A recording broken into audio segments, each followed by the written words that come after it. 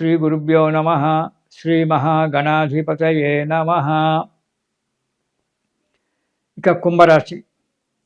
ఈ రాశి వారికి మార్చి 18 వరకు ఆదాయం 8, వ్యయం 14. మార్చి 19 నుండి ఆదాయం 2, వ్యయం 8. ఈ రాశి వారికి మే 25 వరకు గురువు 5వ ఇంట ఉంటాడు. అనుకున్న పనులు నెరవేరడం జరుగుతుంది. ఆర్థిక పరిస్థితి మంచిగా ఉంటుంది.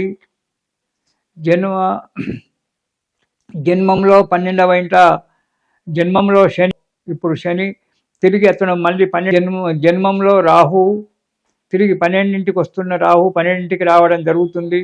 దానివల్ల జన్మంలో 12వ ఇంట రాహు వక్ర సంచారి కాబట్టి జన్మం నుంచి 12వ ఇంటికి రాబోతున్నాడు. అంటే కుంభం నుంచి మకరానికి రాబోతున్నాడు రాహు. కాబట్టి జాగ్రత్తగా ఉండడం చాలా మంచిది. కొన్ని అనుకోని ఇబ్బందులు రావడం జరుగుతుంది. అధికంగా డబ్బులు ఖర్చు కావడం జరుగుతుంది. వృధాగా శ్రమ పడడం, కానీ దానికి ఈ పని కాదు అని చెప్పి తెలిసి కూడా దాని గురించి చాలా కష్టపడము, దానివల్ల శారీరకంగా ఆర్థికంగా కూడా నష్టపోవడం అనేటువంటి జరుగుతూ ఉంటుంది. కాబట్టి జాగ్రత్తగా అవసరం. మే 26 నుంచి గురువు 6వ ఇంటికి రావడం వల్ల, ధనస్థానంలో శని ఉండడం వల్ల హెచ్చరించినటువంటి ఒక కార్యక్రమాలు, ఏ కార్యక్రమం చేయాలని చెప్పి మీరు మనసులో తలుచుకున్నారో ఆ కార్యక్రమం నెరవేరకపోవడము, ఎప్పుడు చీకు చింతలతో కాలం గడపడము, విసుగుతో ఉండడము, కోపం పెరిగిపోవడము, ఎదుటివారు చెప్పినటువంటి ఒక మాట వినకపోవడము, అహం అనేటువంటిది పెరిగిపోవడము, దీనివల్ల మీకు ఇబ్బందులు ఏర్పడతాయి. దానివల్ల మనస్థిమితం లేకపోవడము, ప్రతి పనిలో ఆటంకాలు, ఏ పని చేద్దామన్నా ఆటంకాలు ఏర్పడడం వల్ల మానసిక చింతన పెరిగిపోవడం జరుగుతుంది. ఆరోగ్యం కూడా అంతంతగానే ఉంటుంది. చేసే పనులకు ఆరోగ్యం కూడా సహకరించకపోవడం అనేటువంటి జరుగుతుంది. ప్రయాణాల విషయంలో చాలా జాగ్రత్త అవసరం.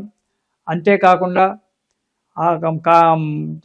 ఆఫీసులలో అంటే కార్యాలయాల్లో పనిచేసేవారు కూడా వాక్కు ద్వారా చాలా జాగ్రత్తగా ఉండాలి.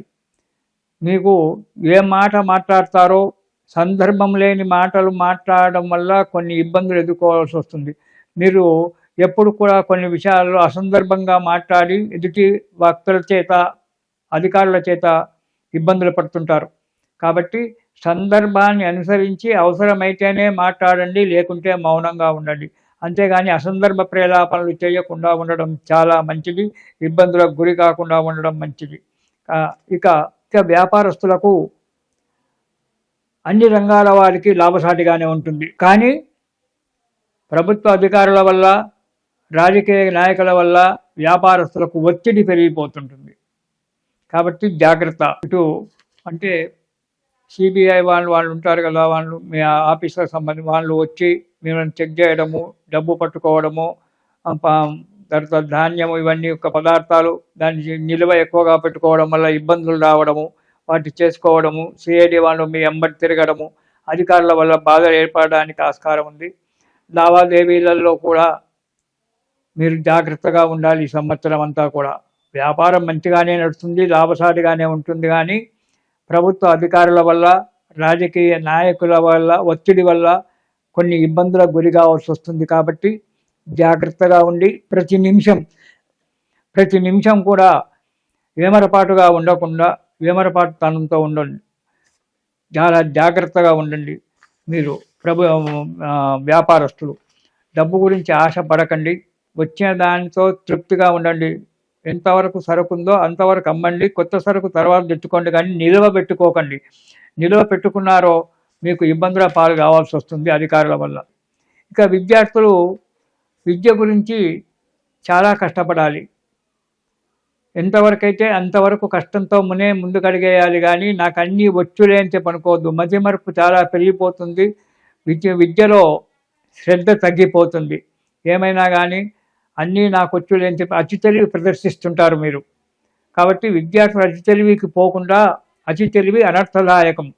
దానివల్ల ఎన్నో ఇబ్బందులు వస్తాయి.